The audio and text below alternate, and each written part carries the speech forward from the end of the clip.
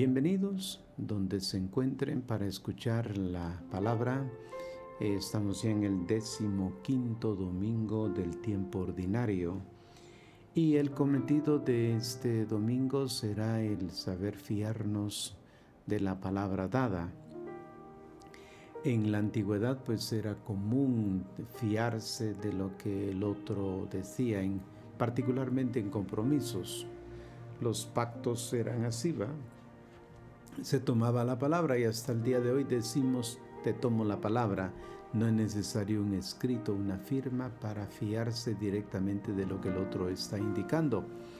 Lo mismo tenemos ahora en el texto bíblico en el que se va a pedir la confianza, la seriedad en la toma de la palabra que recibimos. Y el Evangelio pues justamente nos orienta hacia eso. Estaremos un poco recordando toda aquella mentalidad del Antiguo Testamento en el que el deuteronomista insiste en ese aspecto.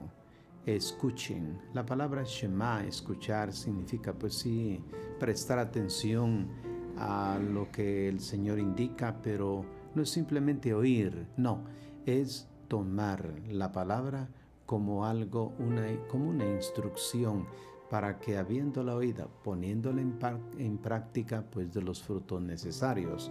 Esa es la perspectiva que nos plantea en este domingo la palabra de Dios. Así que directamente vamos a entrar al texto del Evangelio según San Mateo. Pues nos ponemos al día en esto de las lecturas porque ya estaremos en Mateo 13, 1 al 23. Esta sección del Evangelio según San Mateo es una sección de parábolas donde mediante parábolas o comparaciones hablará Jesucristo sobre lo que significa el reino de Dios. Bien, de una vez entremos pues al texto y dice así: en aquel día salió Jesús de casa y se sentó junto al lago.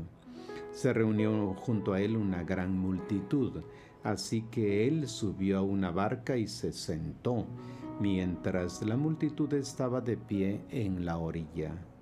Les explicó muchas cosas con parábolas. Salió un sembrador, dice, a sembrar. Al sembrar unas semillas cayeron junto al camino, vinieron las aves y se las comieron. Otras cayeron en terreno pedregoso, en poca tierra. Al faltarles profundidad, brotaron enseguida, pero al salir el sol se marchitaron y como no tenían raíces, se secaron. Otras cayeron entre espinos, crecieron los espinos y las ahogaron. Otras cayeron en tierra fértil y dieron fruto, unas 100, otras 60, otras 30. El que tenga oídos, que escuche. Se le acercaron los discípulos y le preguntaron: ¿por qué les hablas contando parábolas? Él les respondió: porque a ustedes se les ha concedido conocer los secretos del reino de los cielos, pero a ellos no se les concede. Al que tiene le darán y le sobrará, al que no tiene le quitarán aún lo que tiene. Por eso les hablo contando parábolas, porque miran y no ven, escuchan y no oyen, ni comprenden. Se cumple en ellos la palabra se cumple en aquella profecía, la profecía que dice que por mucho que oigan, no entenderán. Entonces la palabra de Dios invita en este domingo a saber escuchar. Por eso tendremos el texto seguidamente diciendo: por más que escuchen no comprenderán, por más que miren no verán.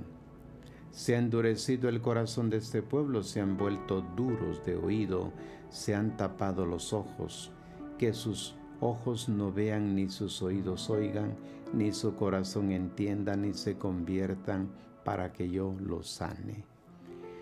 Dichosos en cambio los ojos de ustedes porque ven y sus oídos porque oyen. Les aseguro que muchos profetas y justos ansiaron ver lo que ustedes ven y no lo vieron, y escuchar lo que ustedes escuchan y no lo escucharon. Escuchen entonces la explicación de la parábola del sembrador.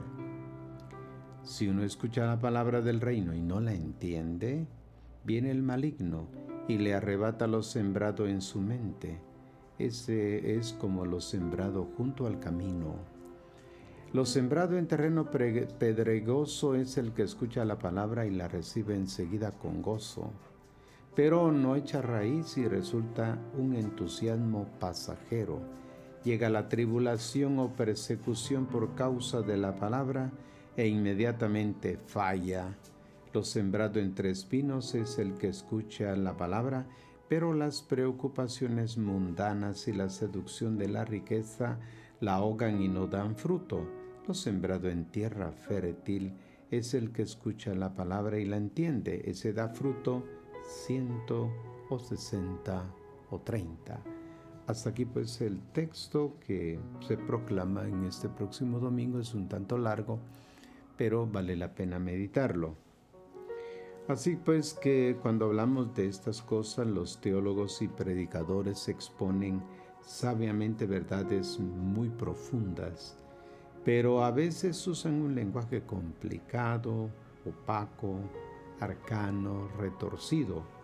Casi dan la impresión de no preocuparse de que la gente entienda, de que se muestre interesada, se apasione o por el contrario, de que se esté aburriendo. Jesús usaba un acercamiento pedagógico diverso. Aun cuando afrontaba temas complicados, empleaba siempre un lenguaje simple, recurría a comparaciones e imágenes, contaba historias ambientadas en la vida de pastores, pescadores, comerciantes, recaudadores de impuestos y sobre todo de campesinos entre quienes había nacido y crecido. La parábola, decían los rabinos, es como la torcia de una vela. Cuesta pocos centavos, sin embargo, por tenue que sea la luz, puede hacer descubrir un tesoro. Hoy Jesús introduce el tema teológico más difícil, el enigma al que las mentes más agudas y los espíritus más nobles de la humanidad han tentado en vano de dar pues una respuesta. Porque el mal, ¿verdad? Es uno de los temas del Antiguo y del Nuevo Testamento, y en la actualidad uno siempre se pregunta, ¿de dónde viene el mal? ¿Por qué el reino de Dios se encuentra tantas dificultades en afirmarse? Jesús afronta el problema como su método habitual, pues la parábola. A través de una parábola, Él va explicando. El texto está claramente dividido pues en tres partes. La primera está constituida por la parábola. La segunda contiene algunos dichos de Jesús de no fácil interpretación. Incluso parecen insinuar que Él no quiere que se conviertan sus oyentes. La tercera es una aplicación de la parábola a la vida de la comunidad. Antes de comenzar con cada una de las tres partes es necesario un preámbulo. Los expertos pues, en el conocimiento de la Biblia concuerdan en reconocer que la explicación de la parábola, aunque puesta en boca de Jesús y reflejando perfectamente su pensamiento, no ha sido pronunciada directamente por Jesús. ¿Y entonces por quién entonces? Los primeros cristianos, cuando impartían la catequesis en sus comunidades, no estaban preocupados por transmitir literalmente lo que Jesús había dicho. Se esforzaban más bien en hacer comprensible y eficaz su mensaje, aplicándola a las situaciones concretas de sus vidas. estaban convencidos de que los evangelizadores no tenían que comportarse como meros repetidores.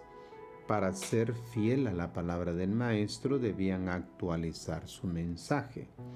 Quien en realidad repite de manera exacta las palabras de una persona no siempre refiere de un modo auténtico su mensaje.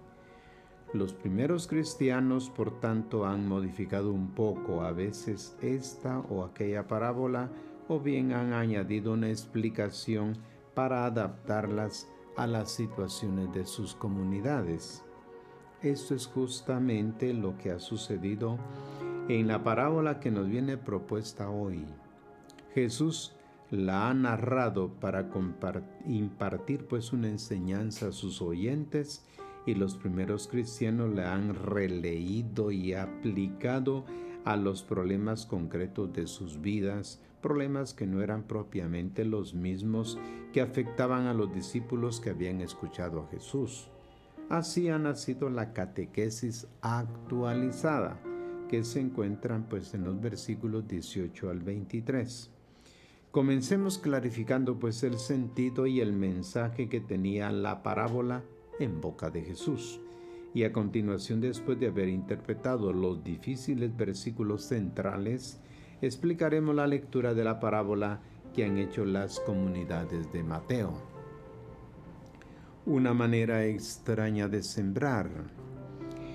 Hay un detalle en la parábola que llama inmediatamente la atención: el desperdicio de la semilla que viene esparcida en grandes cantidades en un terreno estéril. Nos asombra el comportamiento tan descuidado del agricultor. Exactamente 3/4 partes del relato están dedicadas al grano que va a caer en el camino, en lugares pedregosos o entre espinas, y es devorado por los pájaros, o se quema o es sofocado. La insistencia sobre el desperdicio, sobre el fracaso, sobre las perspectivas poco prometedoras es un elemento importante. Refleja la realidad del mundo en que el mal parece mucho más pujante, más eficiente que el bien. Nótese el progresivo, es la forma incisiva, el extrapoder. La semilla no despunta, lo que despunta no crece, lo que crece es sofocado. ¿De qué depende esto? ¿Por qué sucede esto? Si Dios es bueno, ¿por qué su reino no se desarrolla sin imposición? O bien, la oposición. ¿Por qué no se desarrolla si lo que se nota mucho es la oposición al reino? Estos son los interrogantes a los que Jesús quería pues dar una respuesta. Para comprender la parábola hay que tener en cuenta que en aquel tiempo la siembra no se hacía después de que el campo había sido preparado, sino antes. El campesino no comenzaba arando, escardando, arrancando hierbas, quitando piedras, sino que antes sembraba y después pasaba el arado. Se entiende ahora por qué parte de la semilla cayera entre piedras en medio a las malas hierbas o sobre los pequeños caminos que se formaban por el paso de los campesinos durante el tiempo de la cosecha o durante los periodos en que se daba descanso a los terrenos sin cultivo. Quien observa al agricultor de la parábola pensará que está trabajando en vano, que desperdicia semilla y energía.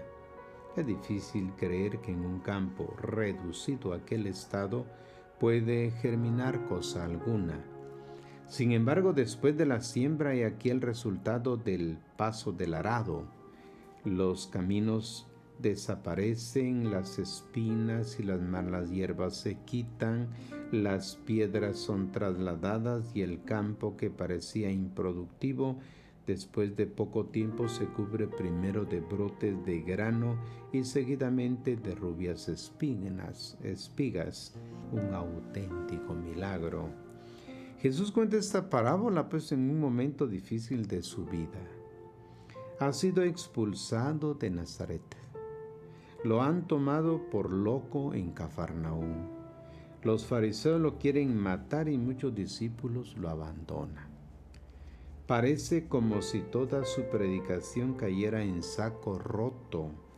Las condiciones son demasiado desfavorables, su palabra parece destinada pues a morir. Con esta parábola Jesús quería transmitir un mensaje a sus discípulos descorazonados que lo interrogaban sobre la utilidad del trabajo apostólico que estaba desarrollando. A pesar de todas las contradicciones y los obstáculos, su palabra daría fruto abundante porque es portadora de una fuerza de una vida irresistible. Contrariamente a todas las expectativas, la venida del Mesías no ha sido clamorosa, no han tenido gran resonancia. Su paso por este mundo se podría catalogar entre los más insignificantes. Nada cambió en la vida social y política de su pueblo. Juan el Bautista ha sido más famoso que él. Jesús ha desaparecido en la tierra como una pequeña semilla débil, casi invisible, y sin embargo, después de poco tiempo, esta semilla ha comenzado a germinar. El Evangelio ha comenzado a fermentar a la humanidad, y nosotros hoy podemos verificar que el mensaje de la parábola del sembrador se está realizando. Todos nos hemos preguntado alguna vez si vale la pena seguir anunciando la palabra de Dios en un mundo y en una sociedad corrompida como en la que vivimos, si todavía tiene sentido hablar de las bienaventuranzas evangélicas y hacer catequesis a personas que no escuchan, que tienen el corazón endurecido, piensan solamente al dinero, a las diversiones, a lo que es caduco, lo que es fugaz, efímero. No están los catequistas y los evangelizadores sembrando en vano. Cuando surgen estos pensamientos es el momento de profesar la propia fe en la fuerza contenida pues en la palabra del Evangelio. ¿Por qué Jesús habla en parábolas? Hacia la mitad de su vida pública Jesús hace un balance y constata que son muy pocas las personas que han aceptado su mensaje. ¿Hay que extrañarse de esto? No, responde él mismo. Tampoco los profetas del Antiguo Testamento eran escuchados. Por eso viene el texto en tiempos de Isaías. Dice, por ejemplo, la gente se tapaba los oídos para no escuchar la palabra de Dios y endurecía el corazón para no convertirse. Y aquí la razón por la que Jesús recurre a las parábolas. Hace un nuevo tentativo para desbloquear la situación. Piensa que con este lenguaje simple y concreto será más fácil abrir brecha en el corazón de sus oyentes. La parábola obliga a reflexionar, a buscar el significado escondido, hace pensar, nos hace entrar en nosotros mismos y puede, por tanto, provocar la conversión. Estos versículos son una invitación pues a abrir lo más pronto posible ojos, oídos y el corazón. De lo contrario, las parábolas se quedan en relatos enigmáticos y no producen pues ningún fruto. Así que los cuatro tipos de terreno, un corazón duro, pues convertido en tal como ocurre con el suelo de un camino, por las muchas personas que lo han transitado, representa el corazón impenetrable de la palabra de Dios. Está después el corazón inconstante, que se entusiasma fácilmente, pero poco después vuelve a ser como antes. Es como una piedra cubierta por una fina capa de tierra. Si se planta en ella una semilla, germina, pero se seca inmediatamente. También hay un corazón inquieto, que se agita por los problemas de este mundo, que añora el éxito y la riqueza, que alimenta sueños mezquinos. Estas preocupaciones son como las espinas, sofocan la semilla de la palabra. Finalmente, he aquí el corazón bueno es el que el Evangelio produce, pues frutos abundantes.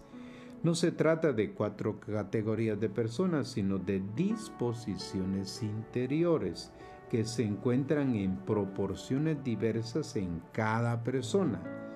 Es inútil que el evangelizador espere para lanzar la preciosa semilla de la palabra el terreno ideal, aquel perfectamente fecundo. Tierra buena, espinas, piedras y suelo árido estarán siempre juntos como están en el terreno. Esto será motivo de desánimo para algunos, pero para los verdaderos apóstoles, para los catequistas auténticos se convertirá en estímulo para una siembra más abundante. Muchos esfuerzos serán en vano, pero un día puntualmente la espiga aparecerá en cada persona. Pienso que con estas reflexiones ya estamos dispuestos para la celebración dominical. Llevemos un corazón abierto a fin de saber escuchar. Shema, escucha, preste atención, póngalo en práctica y usted se dará cuenta si la semilla de la palabra, que es la misma para todos, hace efecto real en su vida. Si esto se da, es porque usted ha abierto su corazón y puede dar la palabra, pues frutos abundantes es lo que esperamos. Dios los bendiga.